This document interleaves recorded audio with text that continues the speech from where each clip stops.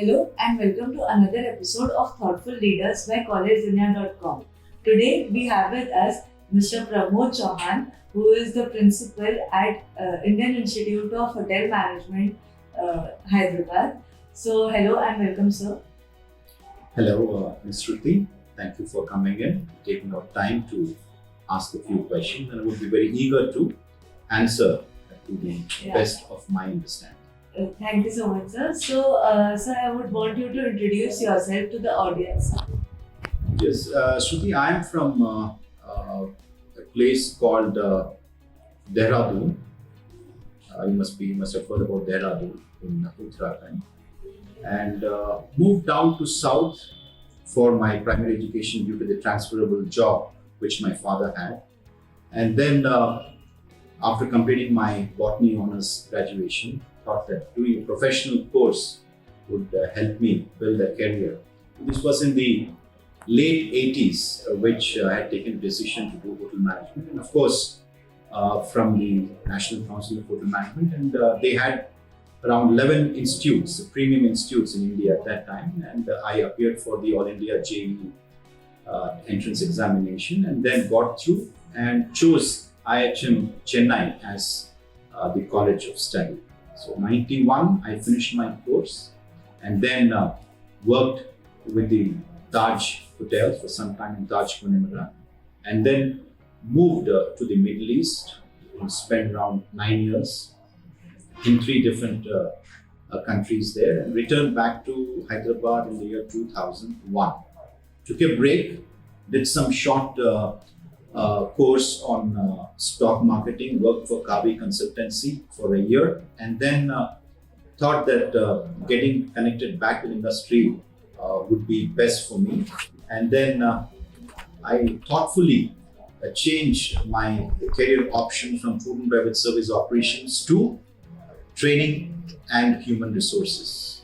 I did my Six Sigma course in lean management, and then got a master's trainer certificate, both the license L1 and L2 from One Umbrella Consultancy in New Delhi, and then joined an institute in Hyderabad to get an exposure into hotel management syllabus teaching, and also trying to understand the young generation who are seeking employment into hotels.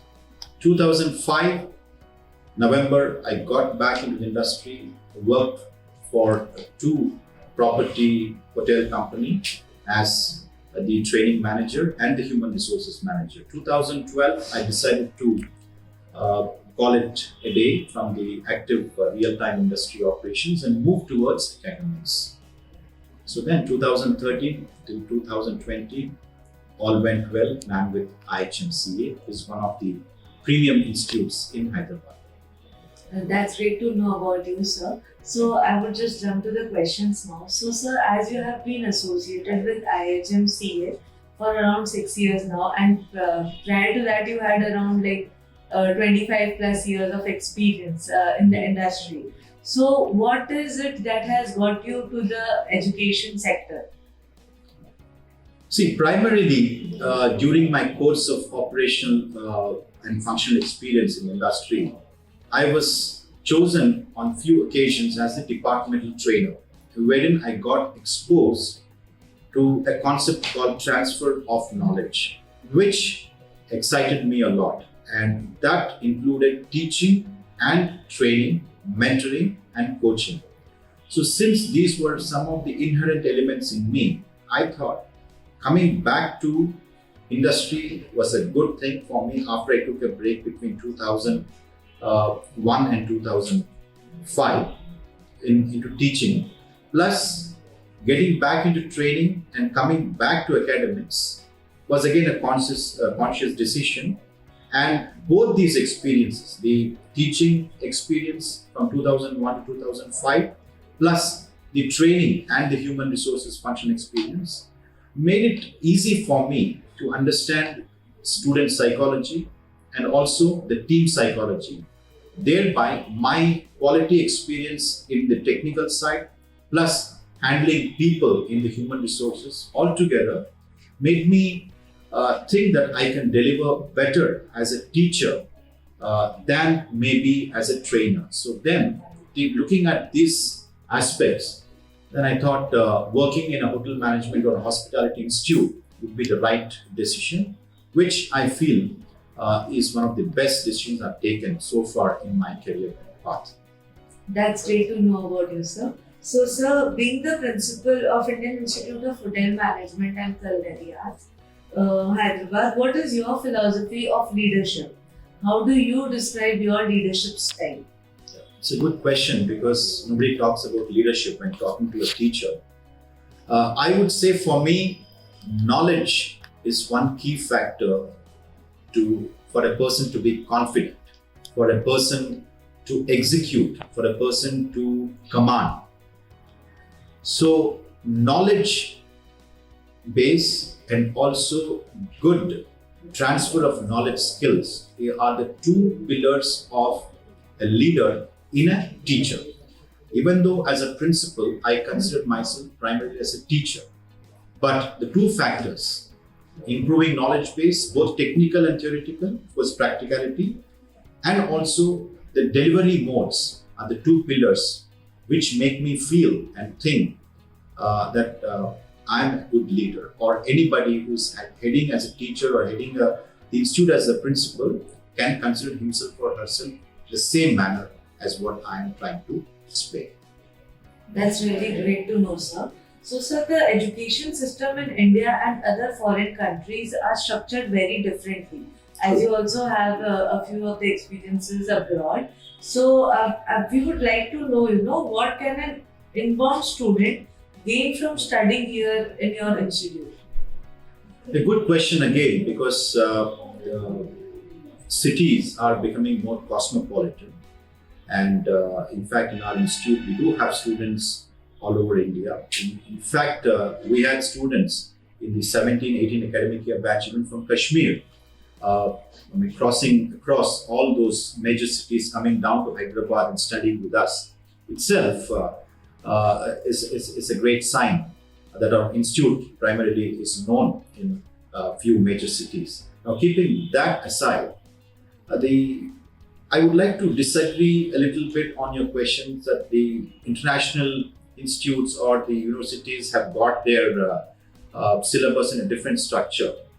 Yes, syllabuses are made according to the time frame available for that to be delivered, number one. Number two, the culture exposure, the style of traditions out there also could influence on the creation of syllabus. But again, it's all time bound. But talk about technicalities related to the different departments in a hotel, apart from the legal and the accounting subjects. But the other operational areas, the syllabus, in fact, in Indian institutes or even the universities in India are much more advanced, and they get into deeper issues of operational cruxes in a typical hospital industry. And here I won't go back without telling that hotels all over the world, international hotels, international chains, the best managed hotels are the people who are running it are Indians. In the sense, hotels managed by Indian managers are producing better bottom lines than hotels managed by those nationals. Here, this I did not, I did not say it just out of my mind, but then I have read this statement by international hoteliers. In fact, I would like to say some chefs also have mentioned this, that the food costing, better food cost control in kitchens without compromising the food quality which is delivered onto the table for the guests are better managed by Indian chefs rather than international chefs. I'm not exaggerating out here, but this is a documented evidence, and all those chefs have said that publicly as well. That's great, sir. So, sir, how does the curriculum at Indian Institute of Hotel Management ensure that it is the best practice in the industry, specifically like to BHMCT? At IHMCA, we believe in going beyond the syllabus. the syllabus which is offered in any university pertains mostly to hotel operations and the management aspects. In IHMCA, we understand the need by the hoteliers. They look at prospective students who can be employed or employable students with two aspects in mind: whether these students, after joining their properties, can understand their policies and procedures.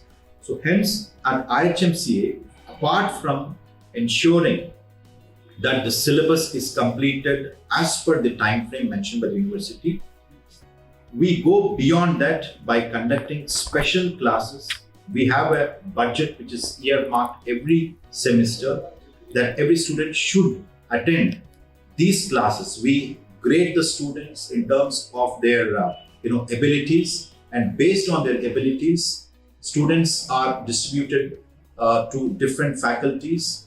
We were not talking about that students separate on based on marks, but we purely do on the grading is done basically on their communication skills, their inherent abilities, what are the talents which they have, and based on that, we do our own training sessions. We call in professionals from other consultancies to read and understand our students' performances better and also make them ready to work in any given scenario.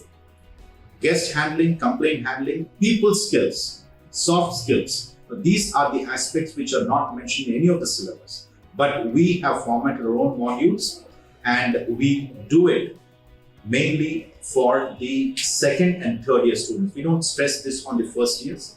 We give them freedom for them to experiment and come to an understanding about the industry, and then we start grading and identifying the potential and how the other students can also be developed. Now, this is definitely a hallmark of IIHMCA.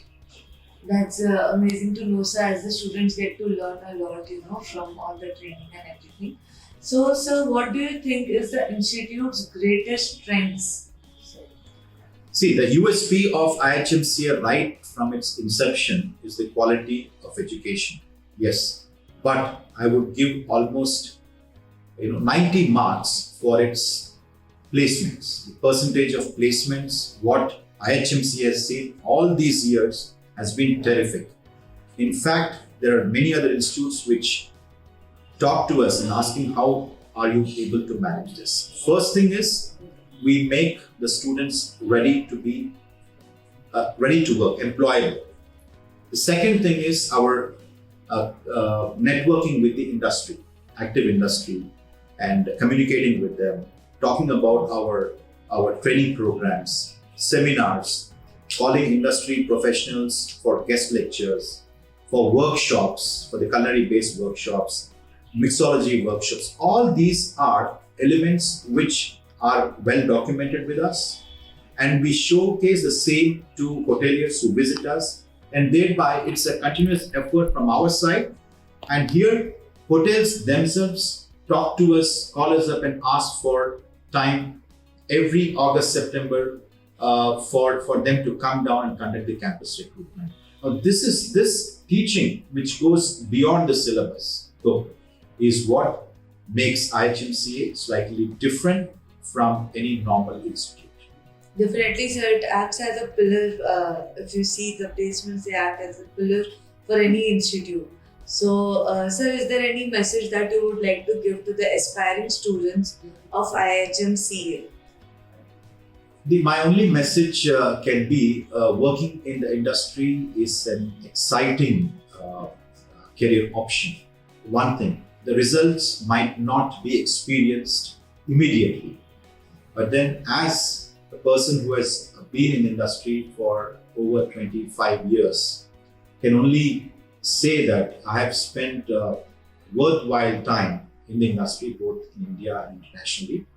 And many of our students too are experiencing the same, and that's what they come and tell us here. Hard work, selfless hard work, an attitude of sacrifice, self-sacrifice, discipline also matters. So working in an industry, you need to have the passion, people skills, love for creativity, being innovative, And lastly, also trying to sell yourself. This is what I've been told by a young person, and selling yourself really matters for anybody. In fact, in any sales communication too, the sell yourself and the product will be sold automatically. So this is what I also believe, and this is what we at IHMCA instill the students into thinking on the similar lines. That's really an amazing message, sir. At any point of time, you don't need to sell us anything. So, thank you so much for your time, sir. Thank you so much for sharing such wonderful insights. My From pleasure. the whole team of collegedunia.com, I really thank for sharing such information about the college to our audience, and I'm sure they have learned a lot about the college as well. Hope so. Yeah, thank you so much, sir. Thank you, Ms. Shruti. It was nice talking to you. Thank you. Yeah, thank you.